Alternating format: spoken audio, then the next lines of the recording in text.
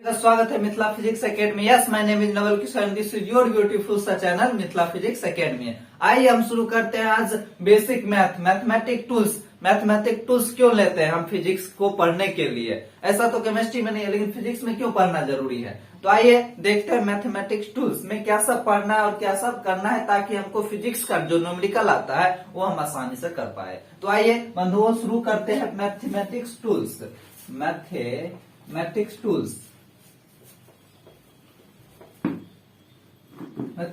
Tools तो mathematics आप लिख सकते हैं, mathematics is the supporting tools of physics. Mathematics जो है सो फिजिक्स का सपोर्टिंग टूल्स है। जैसे खिचड़ी बनाते हैं तो खिचड़ी का सपोर्टिंग टूल्स नमक, हल्दी, ये सब हो जाता है, चावल। तो ये सब क्या है, उसी प्रकार से फिजिक्स का जो टूल्स है, अलजेब्रा हो गया, ट्रिग्नोमेट्री हो गया, कैलकुलस हो गया, बेसिक मैथ हो गया।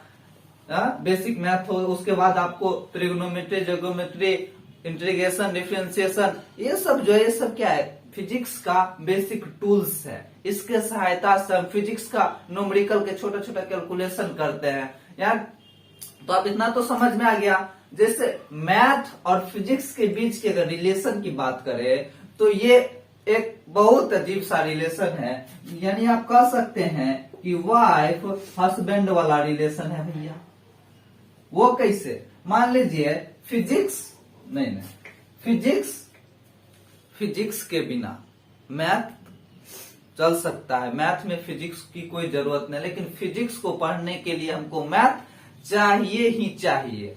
और फिजिक्स कभी मैथ का साथ नहीं छोड़ता, एक जन्म नहीं, जन्म जन्म तक साथ पकड़े रहेगा, क्योंकि उसको भैया कैलकुलेशन करना है। अब किसी पे फोर्स लगाए तो कितना फोर्स लगाए, तो ये बात आपको आगे समझ में आएगा। बस अभी देखिए, तो बात कर ले थोड़ा फिजिकल क्वांटिटी क्या होता है। तो देखिए फिजिकल क्वांटिटी, थोड़ा फिजिक्स की टर्म की बात कर ले। फिजिकल, फिर आएंगे मुद्दे पे फिजिकल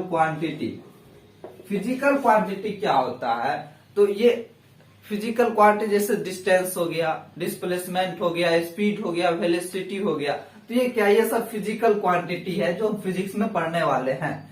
तो चलिए देखते हैं फिजिकल क्वांटिटी क्या होता है। तो विच लिख सकते हैं फिजिकल क्वांटिटी में, which are the quantities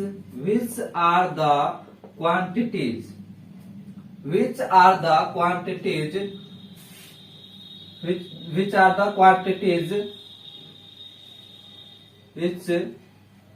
discuss any physical process। Physics में कोई भी फिजिकल क्वांटिटी हो, कोई भी प्रोसेस हो रहा हो, जिस प्रोसेस को हम डिस्कस करते हैं फिजिकल क्वांटिटी के अंदर। तो आइए देखते हैं फिजिकल क्वांटिटी की प्रॉपर्टीज को समझते हैं। जो फिजिकल क्वांटिटी का प्रॉपर्टीज क्या होता है, तो आइए देखते हैं। तो लिखिए प्रॉपर्टीज ऑफ फिजिकल क्वांटिटीज। तो फिजिकल इसका प्रॉपर्टीज, तो एक होता है मैग्नीट्यूड और दूसरा होता है डायरेक्शन।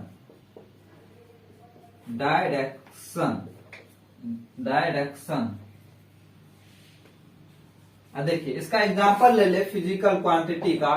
तो स्पीड, वेलोसिटी, डिस्टेंस,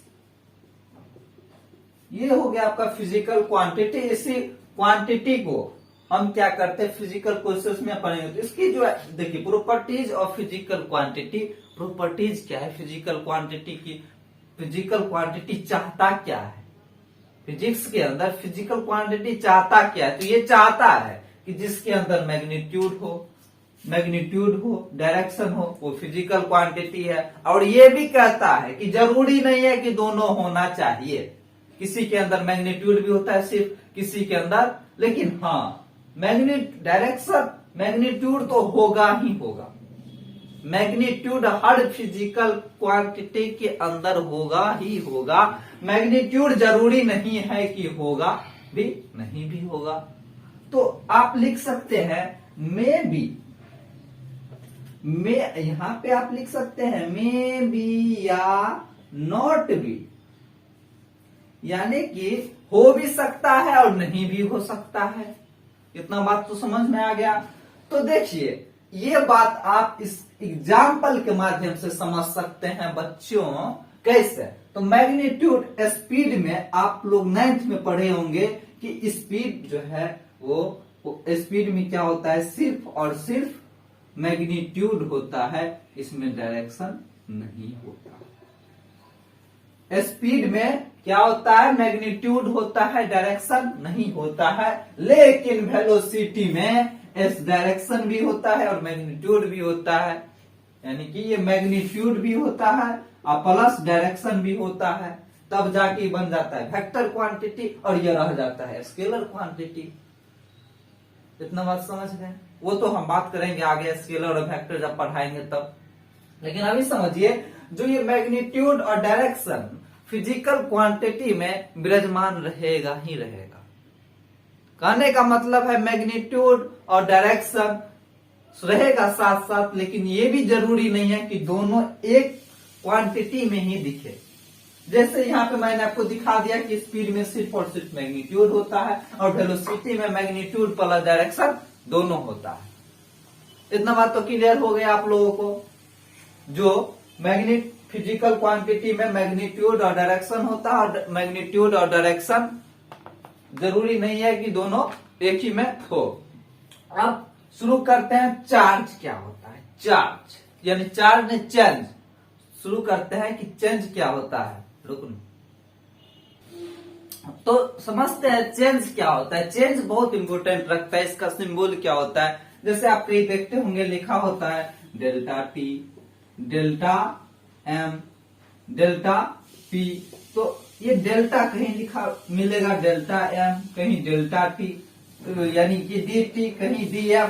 तो ये क्या है भाई, ये साइन का यूज क्यों होता है और ये साइन का यूज क्यों होता है, दोनों साइन कब यूज करेंगे, कैसे यूज करेंगे, ये भी समझना बहुत जरूरी है। बिना इनको समझे आपको फिजिक्स में जब देखिएगा तो आपको समझ में नहीं आएगा भैया ये क्या डेल्टा यहाँ लगा रहा है, यहाँ पे डी टी लगा रहा है, यहाँ पे डेल्टा टी लगा रहा है। तो ये समझना आपको मुश्किल हो जाएगा। फिर आपको कोई से न्यूमेरिकल बनाने में दिक्कत आएगा और आप बोलिएगा सर फिजिक्स समझ में नहीं आता। तो फिजिक्स कहाँ से समझ में आएगा भैया, जब तक आप ये सब नहीं समझिएगा। छोटे छोटे पॉइंट मिलके, जैसे कहता है ना कि बूंदों बूंदों से तालाब भरा जाता है, उसी प्रकार से डेल्टा डेल्टा का बूंदों बूंदों से हम फिजिक्स का निर्माण करेंगे। तो आइए देखते हैं डेल्टा और डी कैसे इस्तेमाल करते हैं। तो बने रहिए 5 मिनट। देखिए तो चेंज बराबर क्या होता है, चेंज बराबर, चेंज मतलब फाइनल में से इनिशियल।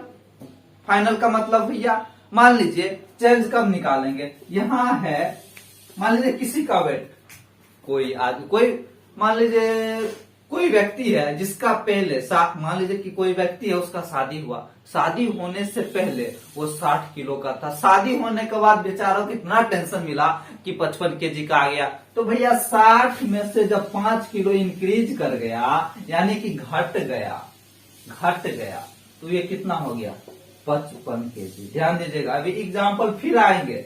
60 माइनस 5, और किसी आदमी है उसका शादी हुआ, उसका अच्छा से रहन सहन हुआ, उसका बढ़ गया बीवी मानदान की 5 किलो वेट बढ़ गया, 65 किलो हो गया। तो अब क्या, change final minus initial, change बराबर फाइनल माइनस इनिशियल। देखिए यहाँ पे आप 2 कंडीशन मिलता है कि सर क्या चेंज पॉजिटिव भी होगा और निगेटिव भी होगा। ये भी बात बहुत मायने रखता है कि चेंज पॉजिटिव होगा और निगेटिव भी होगा। शायद आप लोग जानते हो या ना जानते हो पहले। तो आइए आज समझते हैं। तो चेंज बराबर फाइनल माइनस इनिशियल। चेंज कैसे निकालेंगे कोई भी चीज का, हाँ, अगर मान लीजिए हमको यहाँ से चलना प्रारंभ किए, यहाँ 10 किलोमीटर तक चले, 1 किलोमीटर से ये आ गया 2, 3, 4, तो हम करेंगे फाइनल चला कहाँ, 1 से चला यानी इनिशियल से चला, ये हो गया आपका इनिशियल पॉइंट। और यहाँ फाइनल, जहां से चलना प्रारंभ करे उसे हम इनिशियल कहते हैं, और जहां पे चलना प्रारंभ कर दे, जहां से चलना प्रारंभ कर दे उसे इनिशियल कहते हैं, जहां पहुंचे उसे फाइनल। तो यहाँ फाइनल कितना है 4 और यहाँ इनिशियल 1, तो इतना घटाएंगे तो हमको पता चल जाएगा कि कितना दूरी हम तय किए हैं। तो फाइनल माइनस इनिशियल। अब देखिए फाइनल और इनिशियल पॉजिटिव भी होगा और निगेटिव भी होगा। तो पॉजिटिव होगा तो क्या साइन लगाएंगे, निगेटिव होगा तो क्या साइन लगाएंगे, आइए देखते हैं। तो चेंज जो है, चेंज पॉजिटिव में भी हो सकता है और निगेटिव में भी हो सकता है।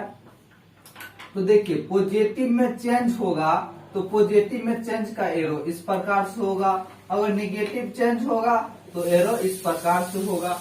तो चेंज होता है भैया। देखिए 60, अब क्या बोला प्लस कब होगा, जब 60 + 5 हो तब प्लस हो जाएगा, और निगेटिव कब होगा, जब 60 - माइनस हो, तो ये क्या होगा, निगेटिव चेंज भी होगा। तो अब देखिए, अब बात ये आती है कि भैया छोटा चेंज बड़ा चेंज। अब चेंज जो होगा तो छोटा भी हो सकता है और बड़ा भी हो सकता है, इसमें कोई शक वाली बात नहीं है। तो छोटा चेंज क्या है और बड़ा चेंज क्या है, तो आइए देखते हैं। जो बड़ा चेंज होता है ना उसे हम सिग्निफिकेंट कहते हैं भैया, उसे क्या कहते हैं, सिग्निफिकेंट। और जो छोटा सा एकदम नग्न, जो नग्न होता है उसे हम इनसिग्निफिकेंट कहते हैं। एक होता है सिग्निफिकेंट और दूसरा होता है इनसिग्निफिकेंट। देखिए डेल्टा क्या होता है, डेल्टा की बात करें तो ये सिग्निफिकेंट है, ये क्या है, तो ये डेल्टा है। चलिए यहाँ पे लिख देते हैं, ये डेल्टा हुआ, ये डेल्टा। अगर ये डेल्टा यानी चेंज का सिंबल दिखा रहा है, क्या दिखा रहा है, चेंज। तो अब चेंज सिग्निफिकेंट भी होगा और इनसिग्निफिकेंट भी होगा। चेंज बड़ा भी हो सकता है और चेंज छोटा भी हो सकता है। तो बड़ा जब होगा तो डेल्टा और छोटा होगा तो dt यानी कि डी लिखेंगे। तो चेंज तो इस दोनों पर। अब समझिए बड़ा और छोटा क्या हुआ। जैसे मान लीजिए कोई अंग्रेज का औलाद आया इंडिया में, कोई अंग्रेज का औलाद इंडिया में आया और हमारे भारतीयों है उनका बड़ी अच्छा से स्वागत करते हैं। 1 रुपया के समान 1000 रुपया हम बेच देते हैं, ये होता है।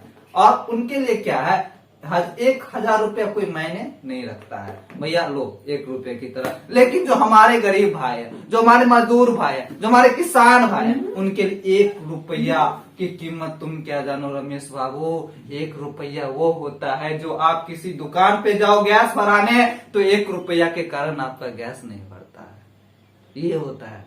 लेकिन तो क्या है, 1 रुपया अंग्रेज के लिए 1000 रुपया इनसिग्निफिकेंट है, छोटा है, कोई बात नहीं भाई, गया तो गया। लेकिन वही गरीब आदमी के लिए 1000 रुपया सिग्निफिकेंट है, बहुत बड़ा चेंज हुआ, बहुत बड़ा।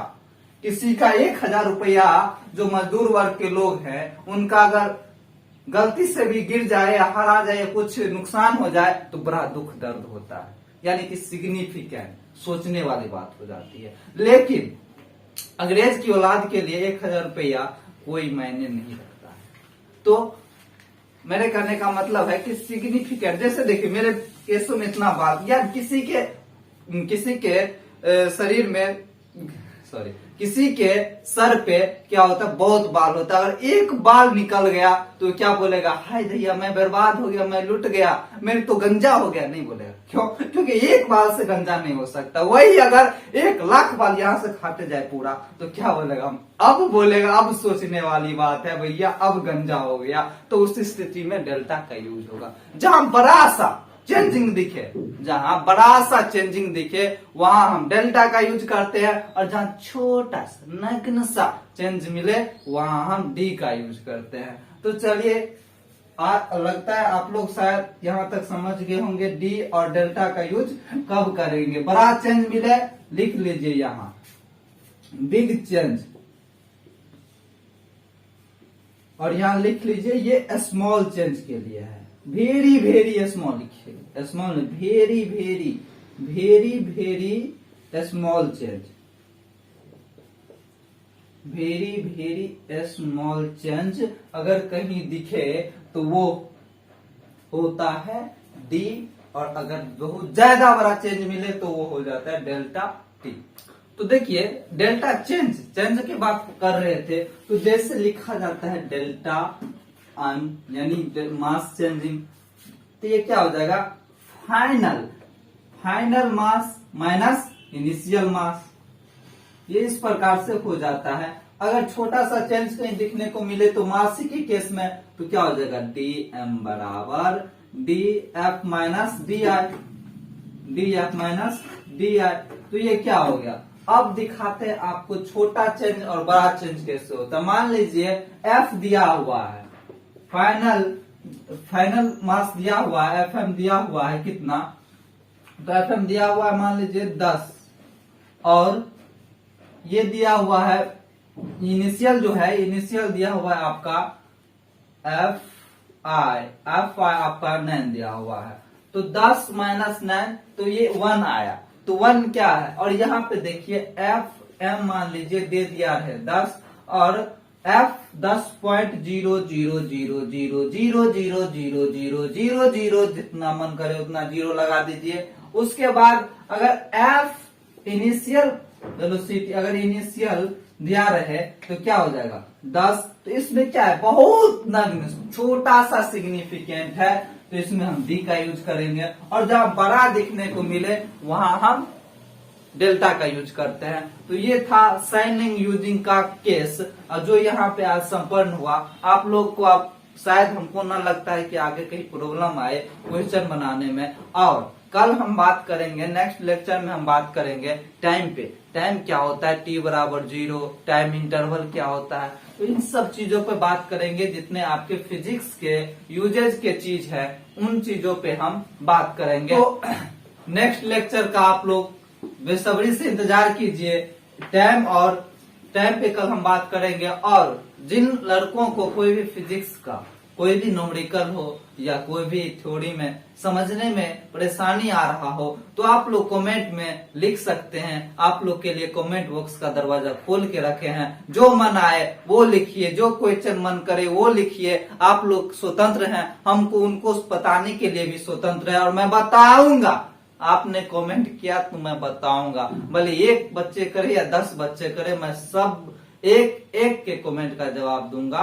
तो चलिए, और ऐसे ही सीख रहे हैं तो आगे सीखने के लिए इस चैनल को सब्सक्राइब कर लीजिए, ताकि आप तक ये लेक्चर पहुंच सके।